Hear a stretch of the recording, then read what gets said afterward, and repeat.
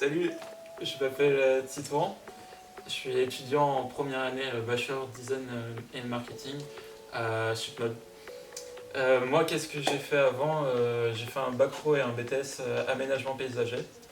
Donc je me suis totalement réorienté.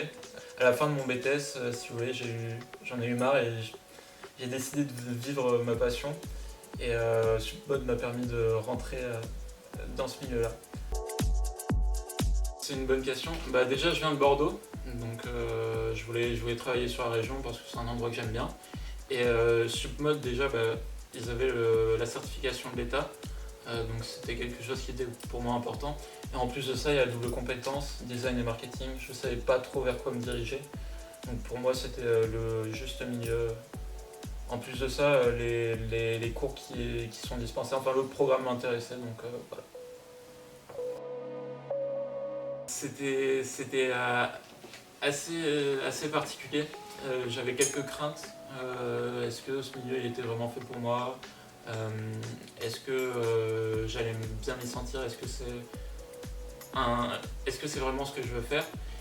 Et en fait, quand j'avais toutes ces questions, je me suis rendu compte que vraiment, personnellement, je connaissais pas mal de trucs dans la mode. Je m'intéressais vraiment à tout, aux défilés qui se faisaient, aux nouveaux créateurs, aux nouvelles tendances. J'étais vraiment à fond dedans, malgré mes anciennes études. Et je me suis dit, faut que tu y ailles, même si ça te fait peur, vas-y. Et ce que j'ai ressenti durant mon année, en fait, c'était surtout la motivation qui m'a permis d'avancer et de faire ce que j'ai pu faire. Et mon parcours d'avant, en fait, maintenant je m'en sers dans mes créations, dans mes collections. Je travaille du coup beaucoup autour des thèmes fleuris, de tout ce qui touche en gros à l'aménagement paysager, au paysage. Là par exemple j'ai créé une collection autour de l'apiculture pour le kimono, donc mon thème c'était ça. Les études passées elles m'ont servi pour avancer sur ces années. En gros, si vous voulez, on a deux stages en première année, un en atelier. Donc là, j'ai pu le faire à l'Opéra National de Bordeaux, euh, dans l'atelier costume. C'était vraiment pas mal. J'ai pu travailler sur une pièce qui devait normalement se jouer, qui s'appelle la Sylphide. Et donc, du coup, j'ai pu travailler sur des bustiers, des tutus, travailler avec des créateurs qui viennent d'autres pays. Donc, ça, c'était vraiment intéressant. Et après, on a un autre stage aussi d'une durée d'un mois en marketing. Là, par contre, je ne l'ai pas encore trouvé. J'ai trouvé ça vraiment cool qu'on ait la double compétence. Vraiment étudier les deux matières, ça m'a permis de comprendre une vaste partie du monde de la mode. Aussi avoir des intervenants du milieu professionnel, c'est vraiment enrichissant parce qu'ils nous parlent de cas concrets. Ça, c'est hyper bien. En plus, cette année, j'ai pu travailler à Fashion Week sur un défilé à Agnès B, où je travaillais en tant qu'habilleur. Donc c'était vraiment cool de pouvoir connaître un peu les secrets d'un défilé et pouvoir y participer vraiment.